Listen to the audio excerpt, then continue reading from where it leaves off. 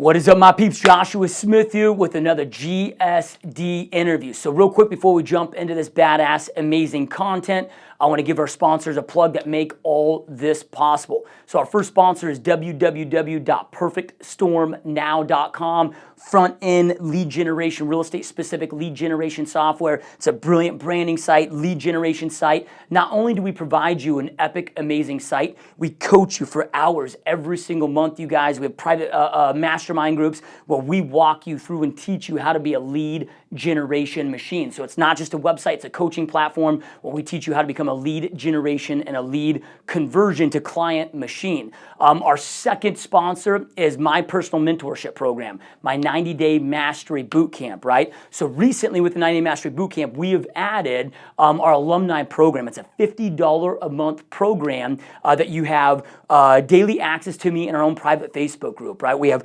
2 monthly live sessions that are 2 hours long every single week. And again, you have daily access to me. We also have 2 live in-person events every 6 months. Every 6 months, we do a live event here in Phoenix Metro. They're 2 days long each event. We don't bring in speakers. There's nothing to sell. It's just hardcore masterminding, 20 hours of just hardcore badass content throughout those sessions. That's $50 a month. But in order to get into that program, you guys, you have to, the initiation fee, if you will, is the 90-day mastery bootcamp. We only want people in that program, real estate agents in that program, that know the process, that are going out there, that are getting results, know the process. So for the first time ever, we're allowing on our 90-day mastery bootcamp, splitting up into 3 payments. That program is $997. We're splitting up into 3 payments with no finance fee. So www.90daymastery.com. Promo code Live Mastery. There's only a few events left this year. If you have any questions about that event, shoot me an email, joshua@gsdmode.com. Also, make sure to jump into the private Facebook group. We just created a GSD Mode private Facebook group. It's a free group. So it's a place to make sure that you guys aren't missing out on any content. Also, a great place for you to mastermind and hang out with and be around other like-minded people. So anyway, you guys, thank you so much for watching, and let's jump on into the show.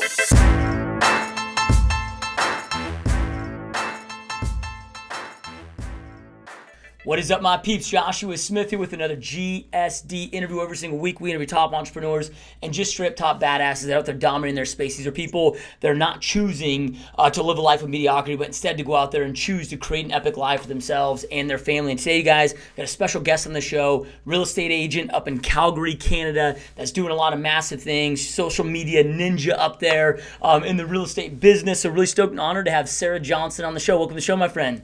Thank you. Yeah, no, I'm stoked. You know, I got introduced to you by a good friend of mine. I've been watching what you're doing up there, and it's really impressive stuff. I'm a big social media buff as well, so I'm really excited to hear your strategies and what you've got going on. But before we jump into that, I'm always interested in our guest journey that led them to entrepreneurship in the first place. So let's rewind the clock to it. It's high school, college, whatever that looks like. Like, what led you into becoming an entrepreneur?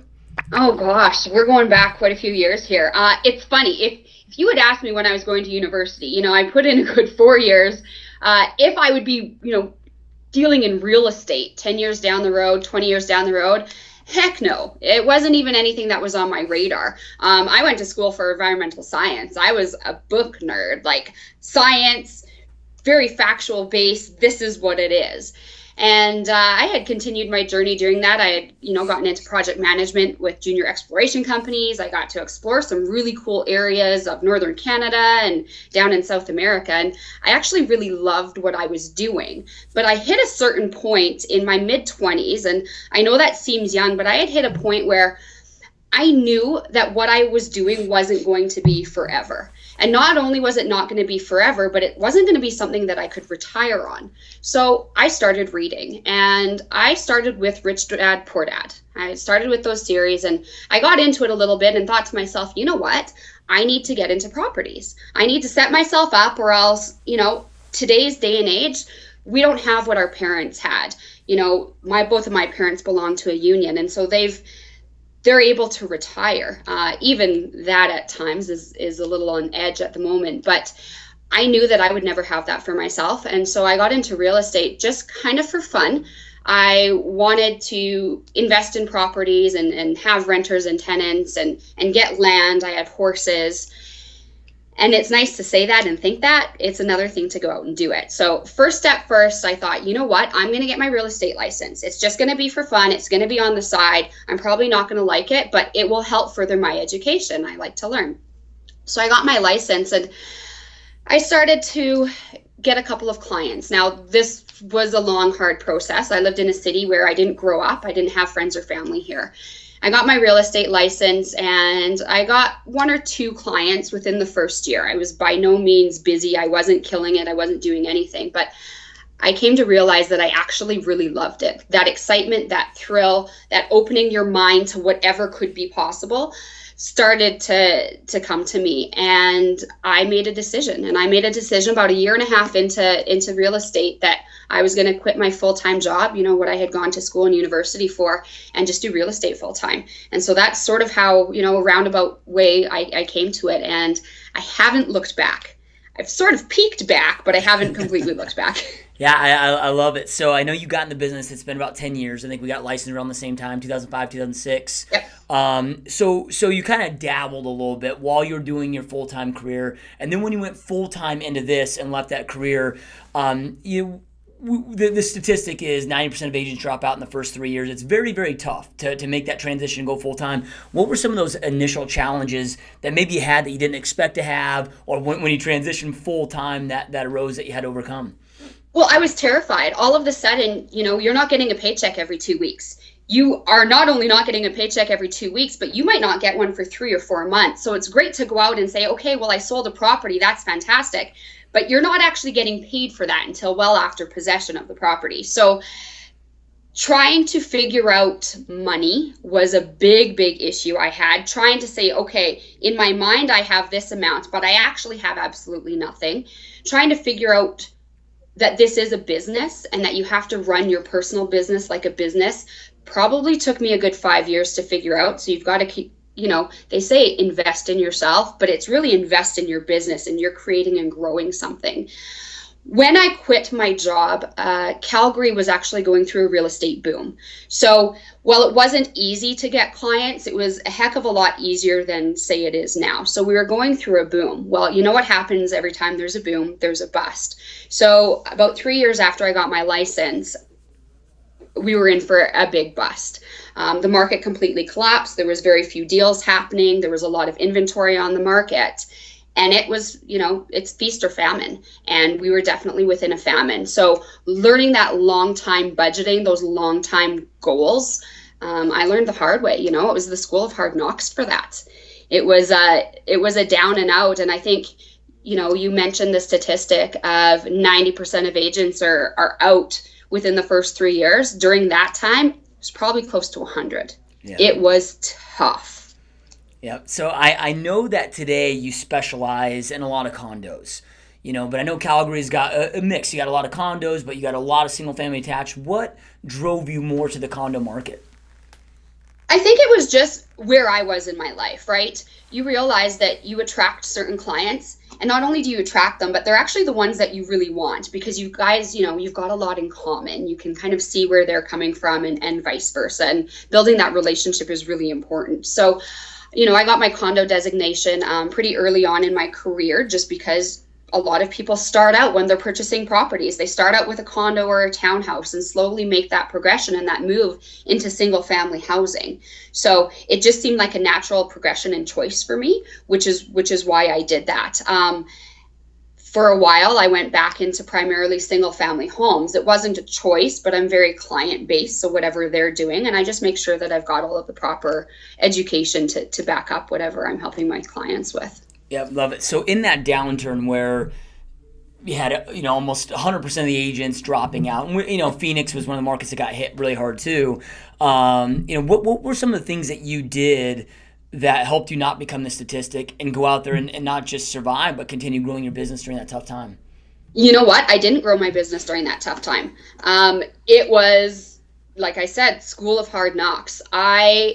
Every month I thought about quitting and giving up. At the end of the day, it was just my downright stubbornness and determination that kept me in it and kept me going.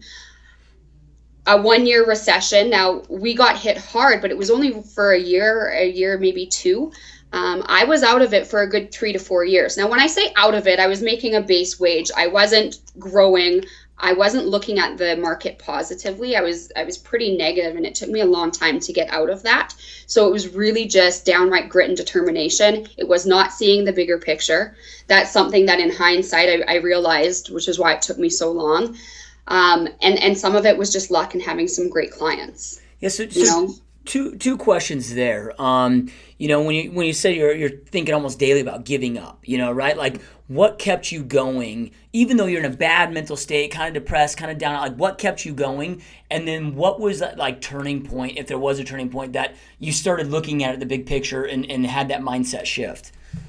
For sure. It was a lot of it was just stubbornness. And I kept thinking, okay, if I can get more education, if I can do more for my clients, and all it really takes is one or two clients that all of a sudden take you aside and they say, thank you. Thank you for what you've done.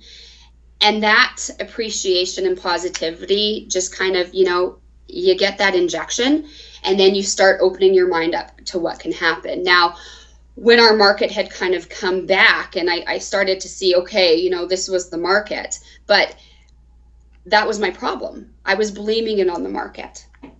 And I was blaming it on the market and not realizing that it doesn't matter what's going on in the market.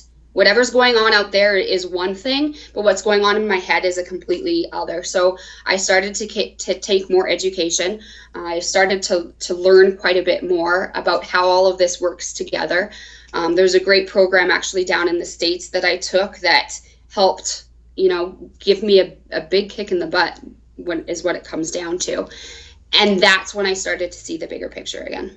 Yeah, love it. So you see the bigger picture. What were some of the major shifts, maybe top 2-3 shifts that you made in your business that started the trajectory for the success that you've had now?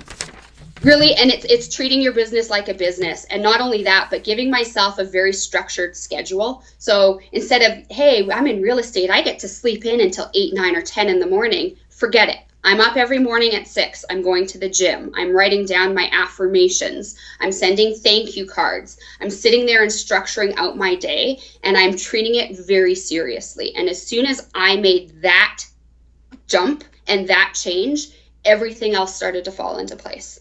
Yep, I love it. I love it. So, okay, now I know today you're doing a lot of your business through social media. I know you've got, close to 10,000 Instagram followers, and how did that come into play? How did you transition into? Because when you and I first got licensed, there wasn't Facebook, there wasn't Instagram, there wasn't even YouTube, which is kind of hard to fathom.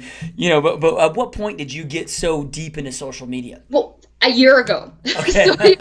So here's the thing. Calgary, our market it's up or it's down, and there's not really a lot of in between. So last year, we were facing a down market again, and that brought me back to 2008 and 9, where it took me 4 years to get out of a 1-year slump. I knew that we were going back into a down market again, and my mind started to go negative. Even though I had made all of these changes with my business, you still can't help think, okay, but the market is drastically shifting. What am I going to do? So I had another moment last year, like, oh my gosh. And it's not to say that I wasn't in social media. Of course I am. I don't live under a rock. But I wasn't putting a lot into it because I didn't personally identify with any of the social media platforms. Even Instagram. When I first started playing around with Instagram, I thought, okay, this is great, but what can it really do for me?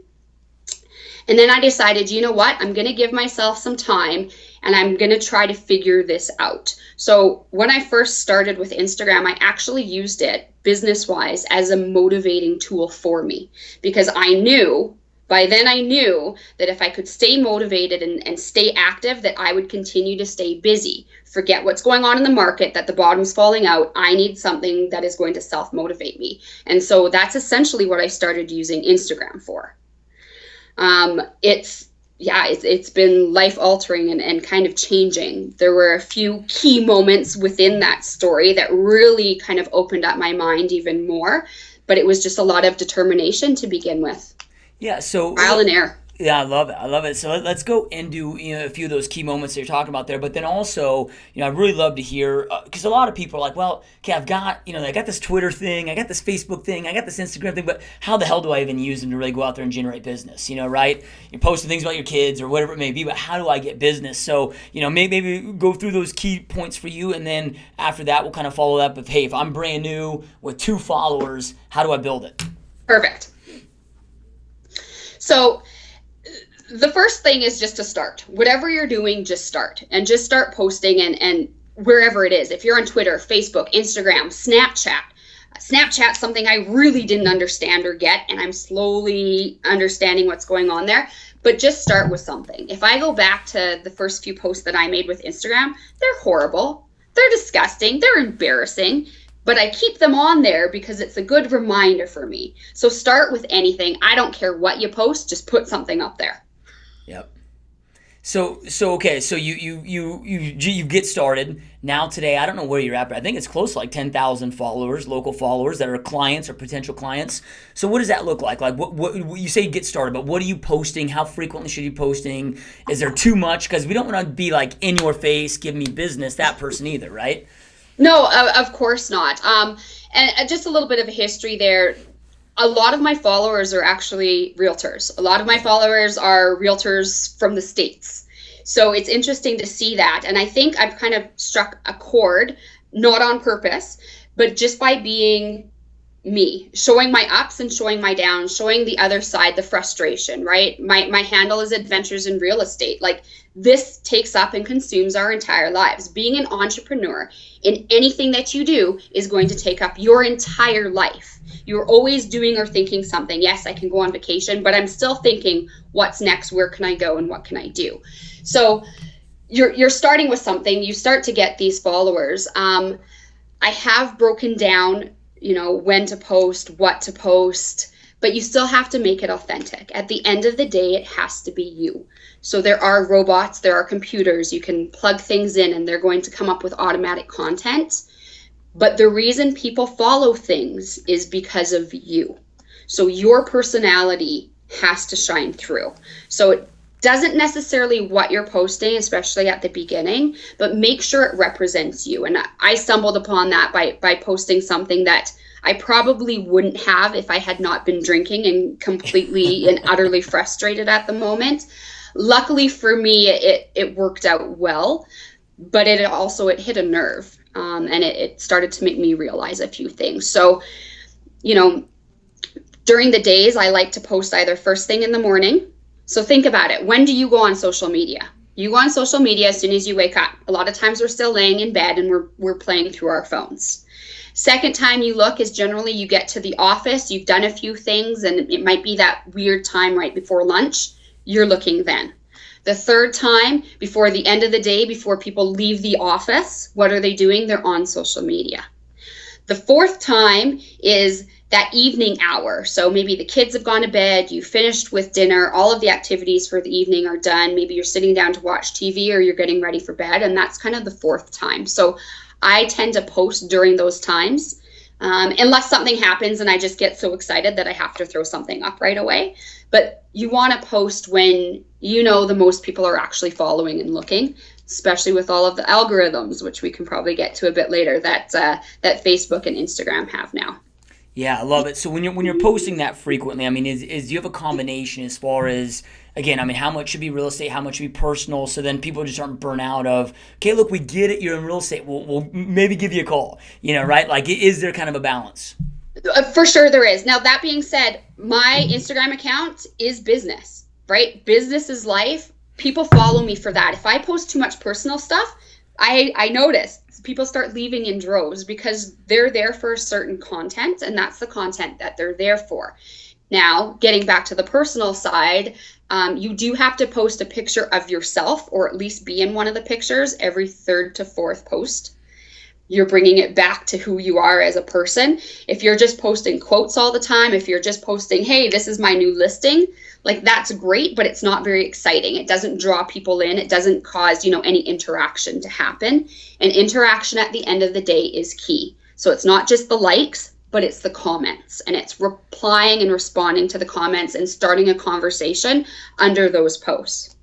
Yeah. So when you do a post, I know you're like a big advocate on, hey, you post, like, don't just post and go jam. Like, give yourself a few minutes so you can do that interaction. What does that look like? So when you're posting all this, because then two people are listening to this and like, dude, like, how do you get work? Like, how often do you post in a day? What are you doing? Like, Sure. like give an idea of what that looks like. For sure. Well, and to get back to an earlier question, I post never more than twice a day. Okay. And usually, and at right now, just because I'm pretty busy, but right now I'm about 4 to 5 times a week. I'd like to get myself up to about 6 times a week, so 6 days a week. But you don't want to be Pammy Poster that is throwing something up all the time, because that gets old very quickly too. And the things that I do put up, I think, have a bit of a message. So I want that to sink in a little bit too. So you want people to kind of get excited when you do post something to get kind of that interaction going. Now, when I put something up, like I said, be very strategic about what time of the day you're putting it up there. And then follow a couple of hashtags that have something to do with your business. Now, for myself in real estate, obviously, yay, hashtag real estate, but there's millions of people that use that hashtag. It could be for anything. So I really like real estate agent. I like realtor life. I like real estate life. And I always use those hashtags for things that I post. And then after I post, I go into those hashtags and I start either liking or commenting other people's posts with the same hashtags. And that's what I'm spending those kind of 15 to 20 minutes after I post doing, is going through those hashtags. And then slowly, if you like somebody else's, they're going to be like, well, who is this person? Because maybe they don't have a lot of followers or likers. And then they come over to my account and they see things. And a lot of times we can start a conversation. Yep, I love it. So then with the business, the next question is, okay, so a lot of your followers are the realtors. And is the business coming from a lot of referrals? What does that look like then? Well, the business has actually changed in the last, even 3 months. So I didn't fully realize or think that this was really going to be anything. Facebook in my mind was very similar. Like, okay, I can throw all of this content out there, but nobody's really caring. They just want to make sure that you have some sort of a present, because then it shows like, hey, you're legit. I've started to get referrals from other agents. Hey, that's great. That's fantastic. Some of the clients that I have that have just stumbled upon me online are saying like, hey, we now, respect you even more and way to go. And by the way, here's my friends or family. Of course, it's changed the way that I think about the down market, because I'm working and I'm busy, and it's a down market, and it's really not fantastic right now in Calgary, but I'm still trucking ahead, more so than I have in previous years. So I'm very grateful for that. Now, within the last few months, other interesting things have happened. I've been getting some followers within Calgary. So, depending on if there's different events going on, I'll look up the hashtags for the events and see what everybody's doing. So I'm getting complete random strangers that have started to follow me that are in my local market. They say, hey, you're doing this or that. I've got a property coming up. Can you help me buy or sell? I've also had realtors in my market that have given me business. And I never saw that one coming, because a lot of times with other agents, we kind of act like we're competitors sometimes. And that might be so, but we are definitely not enemies. And the more this account has grown, the more I've realized how important it is to have great working relationships with the other agents in your area. Yeah. Now, I started to try to promote those relationships, and I'm very supportive of other agents and what they're doing. I don't believe in the scarcity principle, so I don't think I should keep everything to myself. I really do feel like there's enough for everybody out there. And because of that, some agents have approached me and they say, hey, Sara, I've got somebody that is looking for a condo, or, I also work in rural properties. They say, you know what, I'm not quite cut out for it, but I'd be really happy if you helped them. A couple weeks ago, I had an agent come up to me and said, Sara, we've been in the business for the same amount of time, but I need to tell you, I hate listing properties. Right. I was like, excuse me? Why? Everybody loves listing properties. That's the best part. She says, no, I love working with buyers. Will you take all my listings? Yeah. I had never met this agent before. We're not in the same brokerage. We've been following each other online, giving each other a pat on the back. And out of the blue, she's like, hey, can you take my listings? Yep. Yeah. I've always said that your relationship with other realtors is as important as your clients, and a lot of people don't grasp that, but you have a working relationship, co-brokes like you're doing, or co-listings, whatever that may be, but then also, like, hey, when the market is intense and there's multiple offers, you can kind of get that intel because you have that great relationship. I mean, it's so massive, so I love it. So I got a question. When you're posting this on Instagram, because of course you can post on Instagram, then you can share on Facebook and all these other mediums. Are you sharing the same message between all mediums, or do you totally segment them? It's partial. So nobody wants to see the same thing. If people are following you, and say you've got clients or following you on Instagram and on Facebook and on Snapchat and on Twitter and everything else, they don't want to see the exact same message coming from every media. That's the automatic way to essentially tune them out. So I will do some cross-sharing, not often or all the time. Usually if it's something that I just find funny, then I will cross-share everything. But people don't want to see that. So I do try to provide, on Instagram, if I've got a new listing, I'll say, hey, I'm at this open house, stop by because I'm probably going to be bored and I just want to talk to somebody. But then on Facebook, I'm going to have the listing and all of the details and get into more depth with that. Snapchat, I like using for like, hey, I just dropped the key in between the deck at my open house and now I'm locked out and I need help. So they're all related to the same subject and the same thing. They're just all kind of getting it from a different angle. Yeah, the negative pushback I'll hear from people when it comes to like a Snapchat or Instagram is, well, the age group's not there. Your average user is 18 to 24, but I'm like, wait a minute, they're eventually going to be buying. Why not build those audiences? Just like you talked about the condo market. Hey, I start here, then I'm able to help them throughout their life cycle of buying and selling. And it's the same thing with social media. We've got to be diligent on that. So are you doing any type of paid ads on Instagram? No, I'm not. Okay. And I've thought about it, to be honest. I think about that sometimes, but then I also realize, and good for you if that's a direction you want to go, but I also know that it's not me. And I will do paid advertising through Facebook though. Yeah. So there's an interesting little turn. But as for Instagram, I'm still trying to keep that as authentic and this is me as possible. So it's funny, I was thinking about this the other day. Instagram's sort of like my own little promotional material. It's more about me and what's going on in the day-to-day life of things. Facebook is more business and listing oriented, but they all combine. And so having that different angle on everything, I think, is important. And paying for advertising, hey, whatever floats your boat and whatever method you identify with, will go far. Yep, love it. So, I kind of want to talk about, because your market right now is a down market. You guys started shifting, about a year or so ago? Yes. And about 60% of the U.S. right now, 50 to 60%, is also seeing that shift. It's been this hardcore seller's market, but now we're seeing that shift into a buyer's market, and who knows how extreme it's going to get. But this is now your second shift, if you will, that you've been involved in as you've been a full-time agent. And what have you done differently in this last shift, in the last 12 months, in addition to your social media presence, but that's allowed you to this time to go out there and continue growing that business compared to like last time where it hindered you? You were just kind of hanging on. I had already mentioned a few things. So giving myself a very structured day, not only so that I feel like I'm doing something, but I'm working towards something. Social media has played a big part of it, but getting that feedback. I was very much a lone wolf agent. So I was out there doing stuff essentially for myself, thinking to myself, other agents can't get me business. I'm not going to deal with all of that.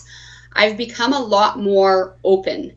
So within myself, dealing with other agents and realizing that those connections and those relationships are actually having an amazing positive effect on me and helping push me through this market. So I'm getting out there a lot more, not just with my clients, because I'm not the pushy realtor type, but I'm forming these relationships that are helping spur me forward. Yep. Well, and you said, so it's not all on an online basis. I mean, you talked a little bit ago about open houses, and so what is, without I guess going into in depth, unless you want to go really in depth, but what does your business model look like as far as the percentage from your open houses to past clients to social media? Up until about a year ago, 100% was all past clients and referral base. I love doing business that way anyways, just because to a certain extent, you do have to be picky with who you work with, right? You've got to know that there's a mutual respect moving forward. It is very important to have those clients that you trust and vice versa. So I'm very comfortable working with the referral-based business. Now, so I'm probably about 85% referral. So I've had this extra 15% that is just come, I'll say social media, but to be honest, it's just Instagram. Yeah. So an extra 15% from last year that has pushed through because of that. Now, the funny thing is because I like to build things on relationships, when people contact me that only know me through Instagram, by the time they make that first phone call or email or text or anything, more times than not, the first sentence is, Sara, I feel like I already know you. Yeah.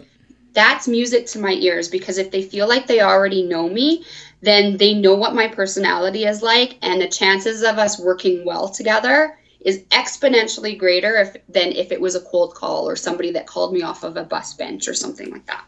Yeah, I love it. And I always say that in today's day and age, I mean, we are having to develop human connections with strangers. But social media makes it so easy. Like everybody that's watching and listening to this follows somebody that you've never met, but like you're a fan of. Like you feel like you know them, right? You know them, you know their family, you know whatever, even though you've never met them. And that is really our goal with this. So with that being said, and so much of your past clients or your business being past client repeat referral business, which is amazing because that's usually what most agents neglect.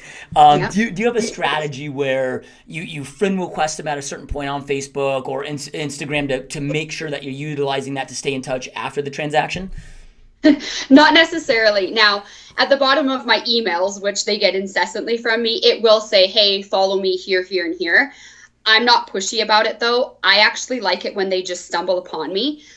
That's the great thing that Instagram and Facebook are doing now, because I've had clients that have logged into their Instagram or Facebook account, and you know how they give you options like, hey, you like these people, maybe you should think about following these people. Well, because I'm already in their phone, my name and phone number, because I'm their realtor, I will frequently pop up.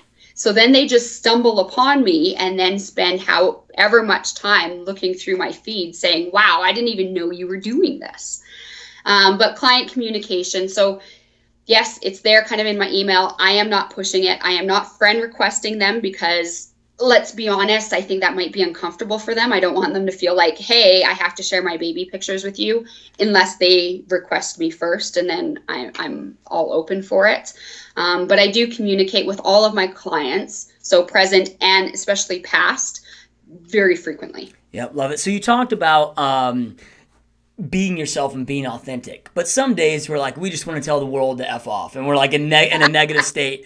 Do you kind of have any internal rules with that of if ever it's appropriate to go in a negative state or vent, or is it all just positivity? Hey, have you seen some of my posts?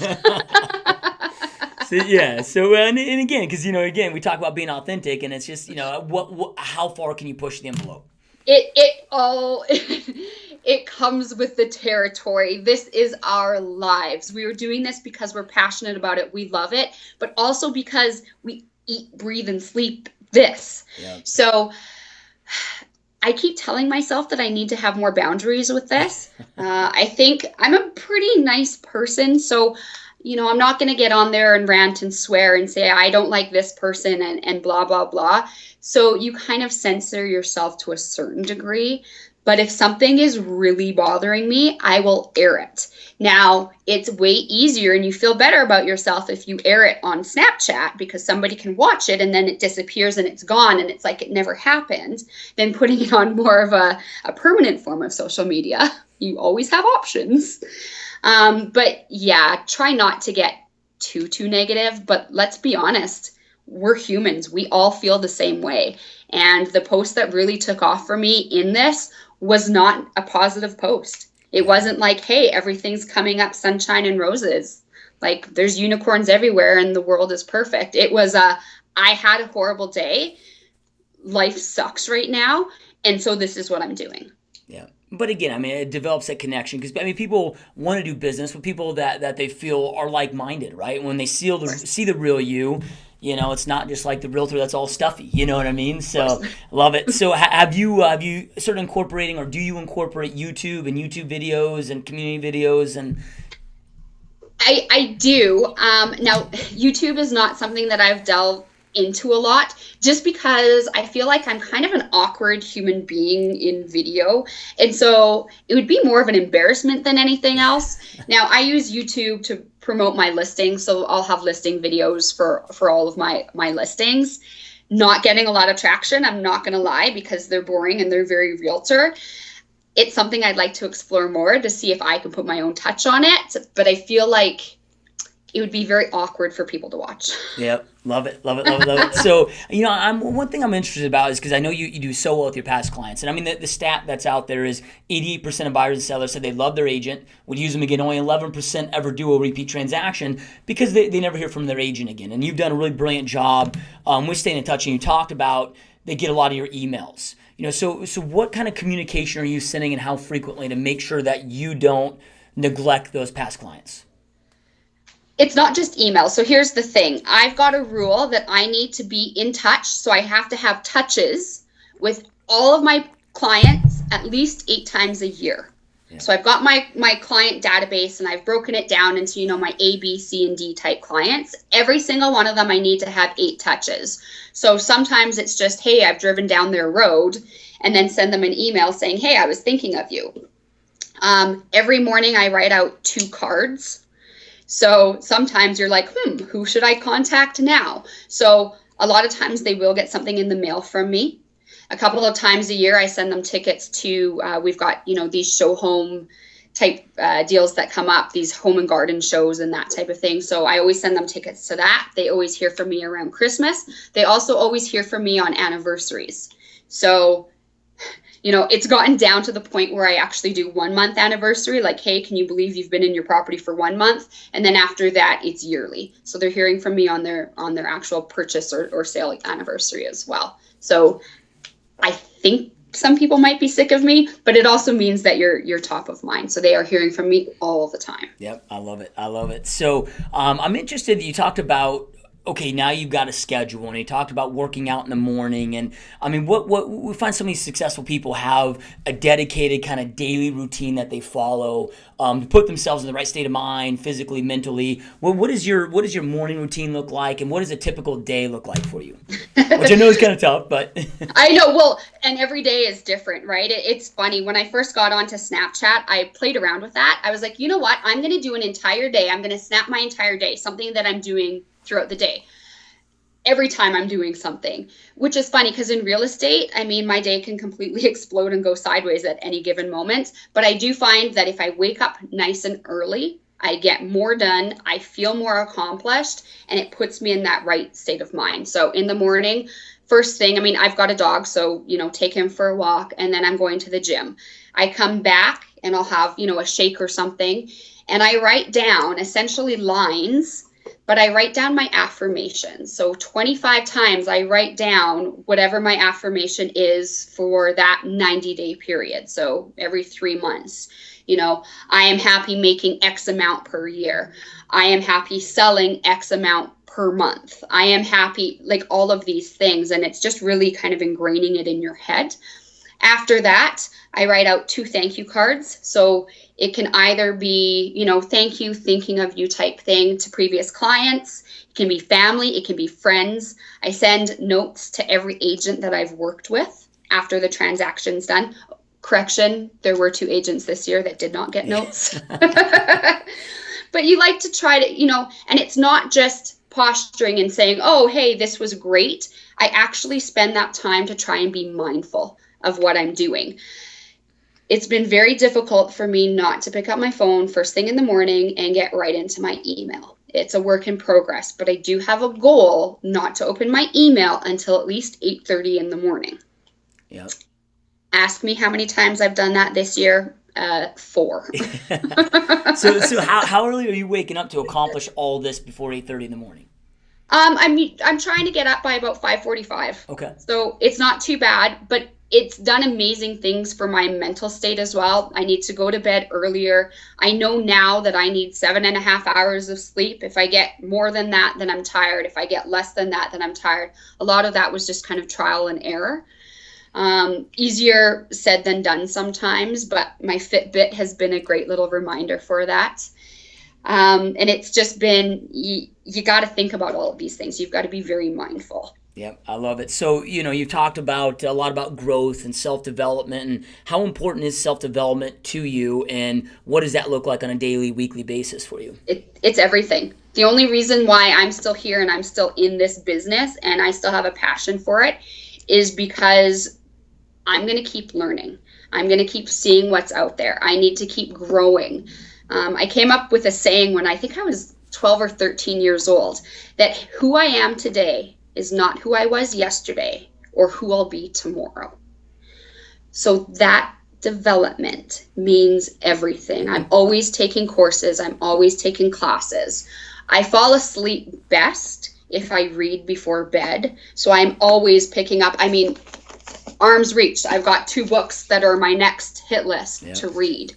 So it is so important to surround yourself, not just with that positivity, but that continuing to learn. You obviously understand that. I'm sure this is the reason you have a podcast. It helps so many people to listen, to hear, to be around, all of those things. Yep, love it. Yeah, one of those books you just hadn't had, the 10X rule. That's one of my favorites. I've actually had Grant Cardone on the show, and he's really? Yep. It's my next one. This is next week's book. Oh, it's gonna blow your mind. I read it every December.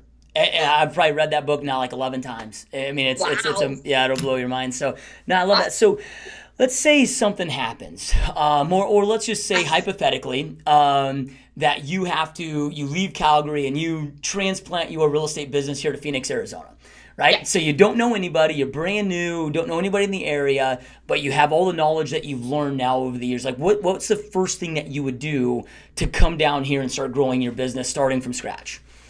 It's funny you say that, because I think about that sometimes. I think, okay, if I had to move somewhere else, have I built the foundation to make this business movable? Or else sometimes we just feel stuck, right? Like, hey, well, I can't do anything else anywhere else. That structure, so important. Starting to make connections, so important. Don't be too proud to go door knocking, to start calling up people, to start building a database. So the first thing that I would start to do would be to try to build a database from anywhere and anything, because that database is your lifeline and it means everything. But keeping the skills and structure that I've learned here, I feel like if I were to do this over again, famous last words, that I'd be able to, and I feel like I'd see that success a lot sooner. But that I can move what I'm doing here and do it in other markets and other areas. Yep. Love it. So speaking of the database, because that's one thing that so many agents neglect, of course, what system do you use personally in your business to keep all that together? Or do you have one? So I've been racking my brain because I'm in the midst of a change. I've tried really hard to get on the Salesforce IQ path. It's been difficult for me because the initial setup of everything, and I don't have a lot of time. And so at the moment, my assistant is throwing everything back into prospects. Okay. I'm sure you guys have that down there too. It is the easiest. It is the most phenomenal. All I need is notices to come up in my phone saying, these are the anniversaries coming up. This is what you have to remember. Things about clients, like on possessions, you learn things about them. So I know what clients like white wine, what type of white wine, or if they only like red wine, if they only like, girly drinks, if they're only beer and they only like IPA type beer. So I start making all of these lists and associating it with the clients. But keeping on top of that database is everything. I've also got all of my clients in an Excel spreadsheet that I look at daily. So I've got my lists. I've got my deals that are completed. I've got my current clients, so what's going on right now, my buyers and my sellers. I have my prospects, so who I'm thinking about, because it's funny, don't you notice when you think about somebody, all of a sudden something happens in relation to them. So I've got those prospects, and then I've kind of got the fifth category of long-term prospects. So prospects being something might happen in 3 to 6 months. Long term is 6 months plus. So I'm diligent in going over all of those lists, of thinking about everybody that is on those lists daily. So when you talk about getting all that intel from your clients upon closing, so you know those things, I mean, is that just something like you've always been really personal on questions that you just have always asked, or do you kind of have like a getting to know you checklist that you have them fill out so you can gain that information? I mean, how do you get all that information from them? I don't know. Sometimes I'm really bad at it. Last week I had a possession, and I had to send the husband a text and then the wife a separate text, asking each of them what the other person liked to drink. So that was a fail on my part. I should have noticed that beforehand. But you can do certain things, and this is going to sound a little bit creepy. So if you're listing a property, you're probably going to be there quite often. You're there for the pictures. You know, you might be doing an open house. Take a look around. Not only just take a look around, but get in the habit of writing notes to yourself. I put everything in my phone under the contact. So if I bring up a contact in my phone, it's going to have all of these random things about them. Kids' names, I forget them all the time. I don't have kids, so I don't think about it. I always forget them. But if you can remember their name and then their birthday, that's huge. All of a sudden, this person's like, wow, they remember I mean something to them. So you can look around, with your sellers like that. With buyers, it's more something that you just come across when I'm looking at homes. So when we're looking at homes together, I like to make a lot of jokes. We're talking, we're chatting all of the time. We might go out for a lunch or for coffee, and you start noticing things about them. Right? Some clients like a certain handbag. Some people mention a trip that they've taken. Some people will bring this up naturally, because what do we all like to do the most? Talk about ourselves. Yeah, I love it. So, I get asked this question all the time as well. Like, what's the ideal closing gifts? Like what are some samples that you do for your clients? Because obviously you put all this thought in there so you can do something super cool. So, like, what are some examples of some of the things that you do or have done? You can do things that are super cool, unless you procrastinate and you realize the night beforehand that you need to be super thoughtful, and you have like 12 hours, 7.5 of those which you're sleeping, to be thoughtful in. But I really do like to be thoughtful and put things together for people. So, we had talked about kind of wine and alcohol, and that's sort of the go-to. But depending on the season, things can change. I do have some pictures on my Instagram of a few closing baskets that I did at the beginning of the summer. I had a couple families that were moving together to different communities. I put together picnic baskets with, hey, these are great hiking trails. These are some cute biking trails near you. All of the stuff that they need for a nice kind of family picnic together. So depending on if they have kids, if they don't have kids, what stage they are in life. One of my guys was kind of a motorhead, so I got him a gift card to a store that I knew he frequented. I went there and we chatted about him, and you can you get this intel, and you can put some neat things together. But it's not easy being thoughtful. Yeah, well, it's one of those things where, and you've talked about this with several things in life, from your sleep to, as long as you're conscious about it and you know what to focus on and you're intentional, then it makes it that much easier. So I love it. So where do you, and I know it's tough because times are changing so fast, our goals are changing so fast, but you're doing a lot of business is growing, you have an assistant, and where do you see yourself taking this to? I mean, what are your goals in the real estate business? I mean, are you looking to create a large team? I mean, what does this look like? Where do you see yourself in the future? I read an interesting book recently called The Happiness Equation, and it talked about your ikigai. It's a Japanese phrase, and it essentially is your reason for being. And I thought about that for a while, because you know how there's certain things that you're passionate, certain skills that you just innately have, certain things that you just love doing because it brings you so much joy.